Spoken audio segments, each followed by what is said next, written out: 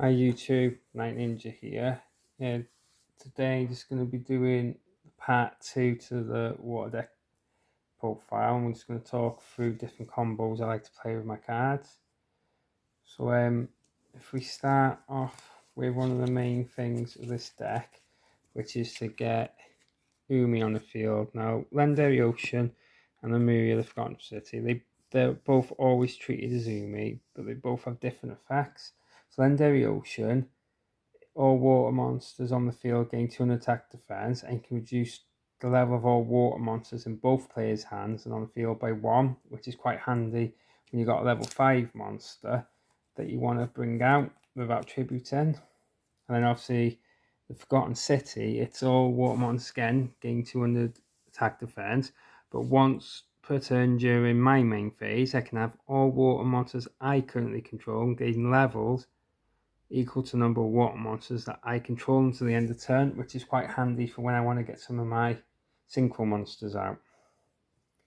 So let's say Legendary Ocean's out. I try to get these cards going with it as quick as I can. It's like Electric Jellyfish.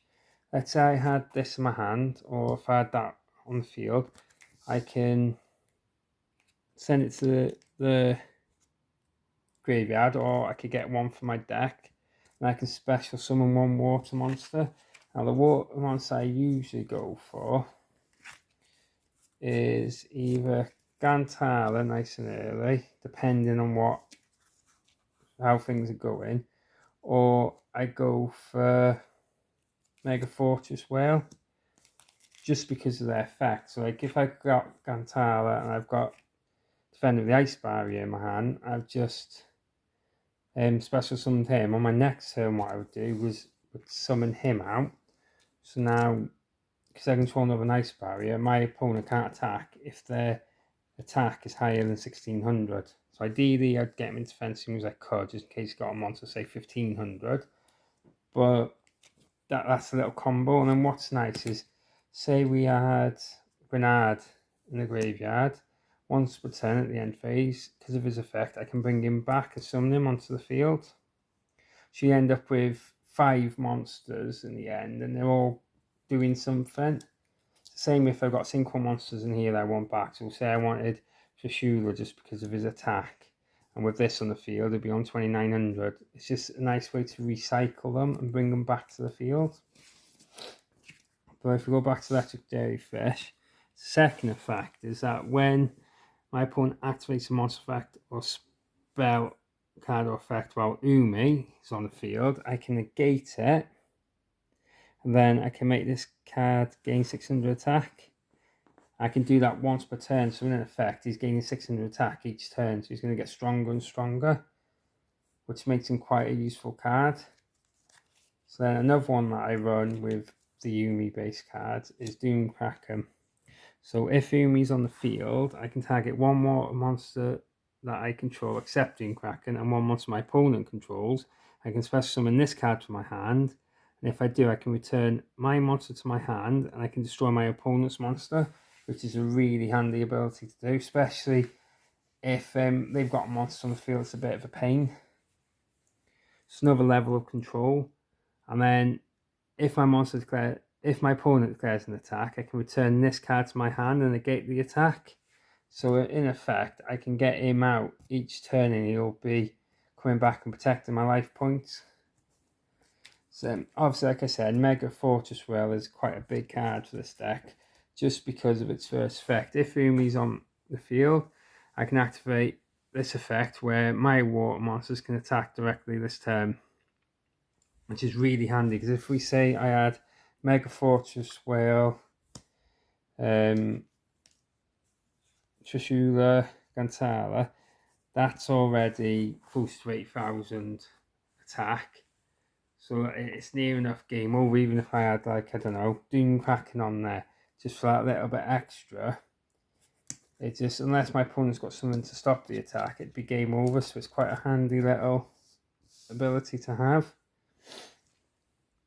And then the second effect is that I can, during my opponent's battle phase, I can target one face-up monster they control and I can destroy it.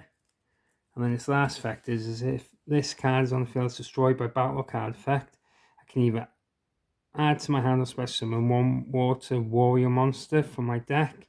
So normally I would go with Gantala, or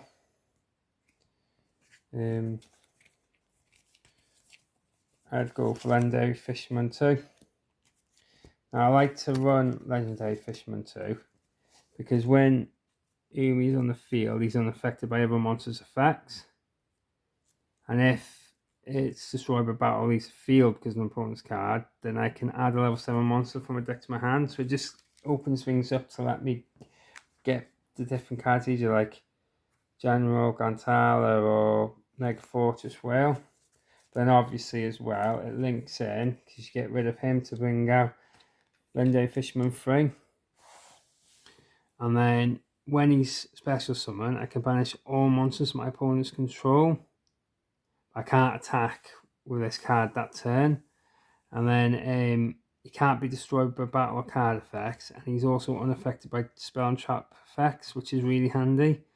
And then once per turn, I can return as many of my opponent's banished cards as possible to their graveyard. And if I do, the first battle or effect damage my opponent takes becomes doubled. Well, I don't really banish other than with Trishula. So, yeah, so if I got Trishula out and I've used that effect, it's handy. But if I get him out before that, I don't use that effect normally. But it's just nice having a card out there that can't be affected or destroyed by anything. And obviously with Legendary Fisherman, which is quite, Legendary Ocean Akazumi, if I wanted to bring out like my Ocean Drag Rod Kairyu-Shin, I can do quite easily because I wouldn't have to tribute for him because it's reduced by 1 because he'd be level 4.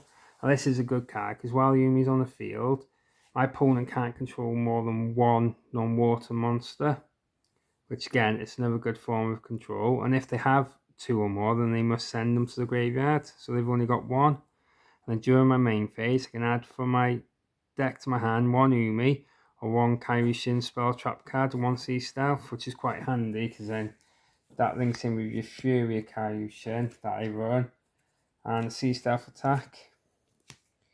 Now, this links in quite well. Sorry, wrong one. Sea Stealth attack.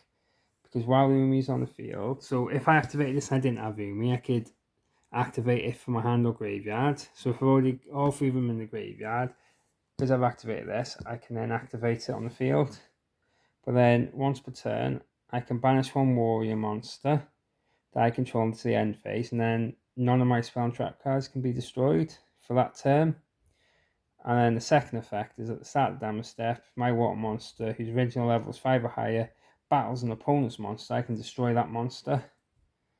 So it's just if I was facing a monster stronger than, say, Legendary Fisherman 2, I'd be able to destroy that monster because of its effect. So then another card I like is Fury Kairyu-Shin, so I can get Torrential Tribute, which, you know, it destroys all monsters on the field, but if that's in the graveyard and I activate it, I can banish that and all my monsters are protected. So that's why I run Nan. Now I know I got 3 of them, that's just because it's worked out quite well in the past running 3. Especially because I got different ways of getting stuff going, especially like with Gantala, and I've got Water Life, which lets me bring a monster back. And what I normally do is I try and get to Trishula as quick as I can, just so I can banish something. Just because sometimes if you banish the right cards from your opponent's hand, it can completely flip their strategy and what they're going to do. So I try and get him out as early as I can, and then obviously he's quite strong with 2700, but then I have got 2 others if he goes, and I'm recycling my defenders of the ice barriers, then I can get to these ones as well. Just making sure I got the right numbered stars. Another one I like to go into is Bionic, because if I discard any number of cards to my graveyard, I can target the same amount that my opponent controls and return them to the hand. So it's not as good as banishing them from the game, but when you want to clear something off your opponent's board just because you need to, then that normally comes in handy. I've got one Coral Dragon in there because it's a little bit of a boost to bring out, say, Trishula. Because if I got him on the field and I use that, or I use another of my lower level monsters, it's an easier way to get to Trishula. Same with Coral Dragon, because it allows me to discard a card, I can then target a card my opponent controls and destroy it, which is quite handy if I wanted to get Left Hand Shark in the graveyard, because I want him in the graveyard as soon as I can, because I can get Right Hand Shark out, which means I can bring him back and he becomes level 4. And then I normally overlay them into number 4 Stealth Kraken, because it gives it these abilities where they can't be destroyed by card effects and they can't be destroyed by battle. And like obviously there's ways to control them, but he can't be destroyed then. And then his ability just lets me, it makes all monsters on the field become water whilst he's out in the field. And then I can destroy one monster per turn that my opponent controls, and then they'll take damage equals half their attacks. Just a nice little burn ability. So that's why I try to get to that. Then obviously with Coral Dragon, if he's single summoned, if he's sent to the graveyard, I can draw a card, so it just lets you get to cards a bit quicker. And obviously I've got Abyss Dweller, because while it's attached from cards that are originally water, which they all are, or water monsters I control gain 500 attacks, it's just nice to have that extra bit of firepower. And then once per turn I can detach one material from this card. And then my opponent can't activate any effects in the graveyard, which is quite handy when you're up against an opponent who relies heavily on their graveyard. I've got Silent Sea Nettle in there, because if I control a one once I can special summon it, and then if like say I had that out, I had Doom Kraken, I could overlay into them quite easily, or into Stealth Kraken, although I tend to wait for Left and Right Hand Shark for that if I can. But also because when he goes to the grave, when he's in the graveyard, I can banish him, and I could get 3, so say it's M3 from my graveyard, and I can shuffle them into my deck. So then hopefully I can get back to him again and use FX again. And then I have Medallion of the Ice Barrier, normally just so, to be honest, so I can get my Defender of the Ice Barrier, because as soon as I can get him out, once I've got another Ice Barrier monster, it just helps, just for that little bit of control. And then that's why I've got Samurai of the Ice Barrier, because what I do sometimes is I'll change him to defense position using Book of Moon, because I tend to try and use this against my opponent, but if I want an extra card, I'll turn him there, so when he gets destroyed, by his ability, so I can draw an extra card.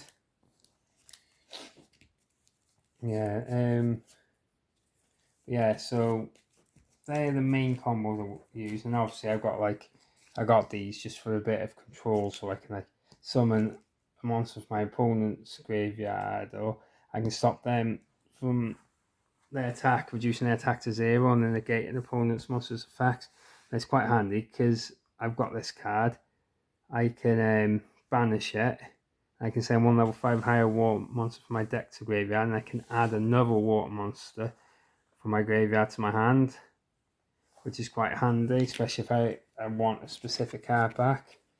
And then I just got Roboku to stop me taking any damage, and I like Ceasefire because there's just an extra burn effect, just taking some life points off. But yeah, that's how I like to play this deck. I hope you guys enjoyed the video. If you did, or if you got any questions or any suggestions, just leave us a comment and give us a like. But yeah, so I hope you enjoyed it, and I'll see you soon. Bye.